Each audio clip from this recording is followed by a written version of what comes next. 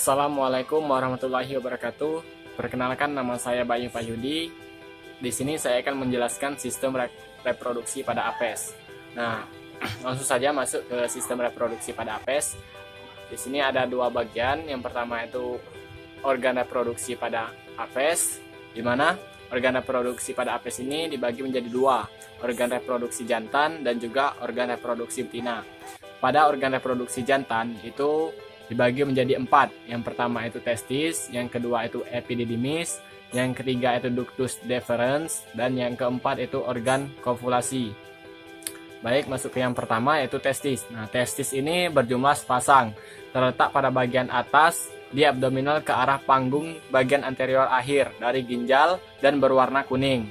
Nah, fungsi testis ini menghasilkan hormon kelamin, ya khususnya itu jantan yang disebut dengan androgen, dan sel gamet jantan yang disebut dengan sperma. Nah, yang kedua itu epididymis. Nah, epididymis ini berjumlah sepasang dan terletak pada bagian sebelah dorsal testis. Nah, epididymis ini berfungsi sebagai jalannya cairan sperma ke arah kaudal menuju ductus deferens. Yang ketiga itu ductus deferens. Nah, jumlahnya sepasang. Pada apes muda itu kelihatan lurus dan pada apes tua itu tampak berlekok-lekok. Nah, letak ke arah kaudal menyilang ureter dan bermuara pada kloaka sebelah lateral uredeum.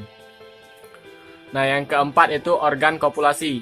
Nah, pada apes, ductus deferens berakhir pada suatu lubang papila kecil yang terletak pada dinding dorsal kloaka. Nah, papila kecil ini merupakan rudimeter dari organ korpulasi. Baiklah, selanjutnya yaitu organ reproduksi pada apes betina. Nah, organ reproduksi pada apes betina ini dibagi menjadi dua. Yang pertama itu ovarium, yang kedua itu opiduk. Nah, ovarium ini terletak pada bagian daerah ginjal dan di antara rongga dada dan rongga perut. Nah, ovarium ini juga kaya akan kuning telur yang disebut dengan yolk. Nah, yolk ini dibungkus oleh suatu jaringan lapisan membran polikuler yang kaya akan kapiler darah, berguna untuk menyuplai komponen penyusun yolk melalui aliran darah menuju diskus germinalis. Yang kedua itu opiduk. Nah, opiduk ini terdapat sepasang dan hanya berfungsi yaitu pada opiduk sebelah kiri, yang sebelah kanan itu mengalami rudimeter. Nah,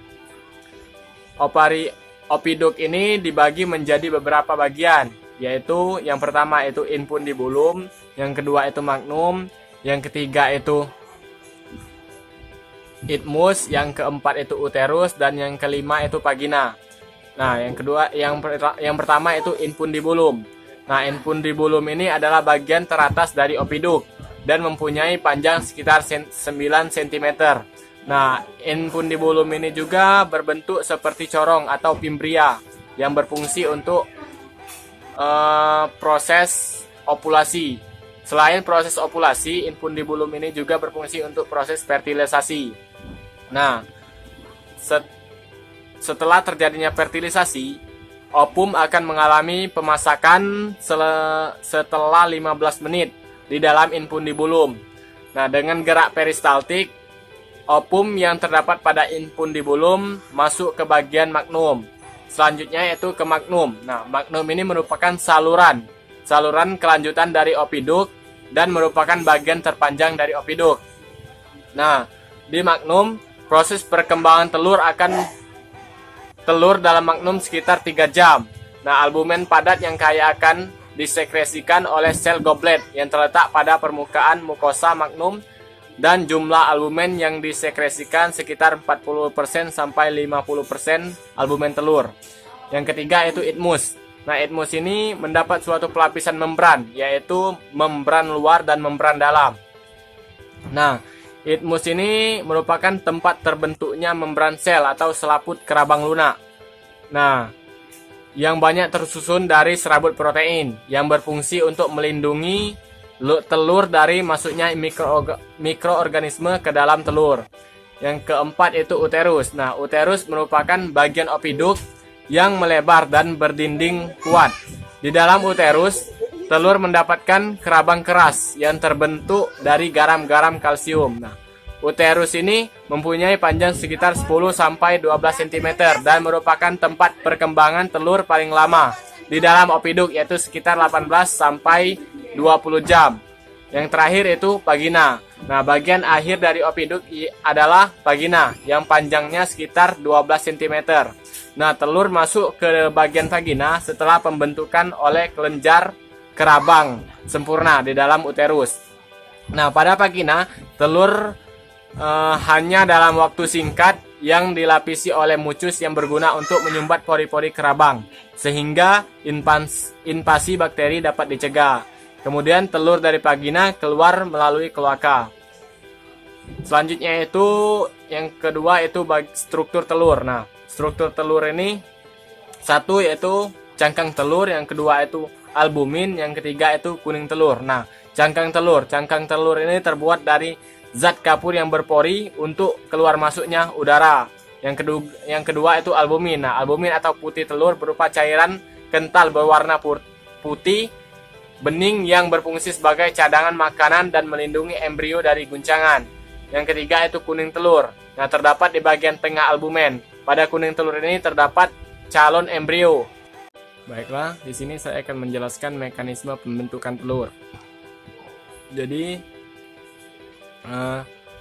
setelah proses fertilisasi, ovum akan mengalami pemasakan setelah 15 menit di dalam infundibulum. Kemudian, ovum yang kaya akan yolk akan diteruskan ke magnum. Nah, di magnum itu akan terbentuk albumen telur, yaitu yang akan disekresikan sekitar 40-50% albumen telur. Kemudian setelah dari magnum itu akan diteruskan ke itmus. Nah, di itmus ini akan terbentuk kerabang lunak.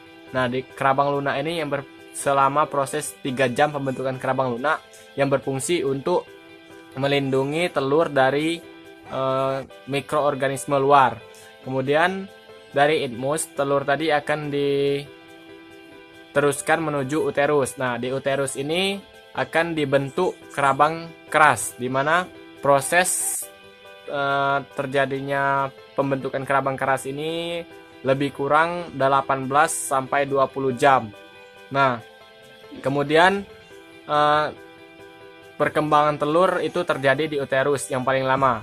Nah, setelah itu telur yang telah terbentuk kerabang keras tadi akan diteruskan ke vagina dan berakhir di vagina. Setelah itu telur akan keluar melalui kloaka.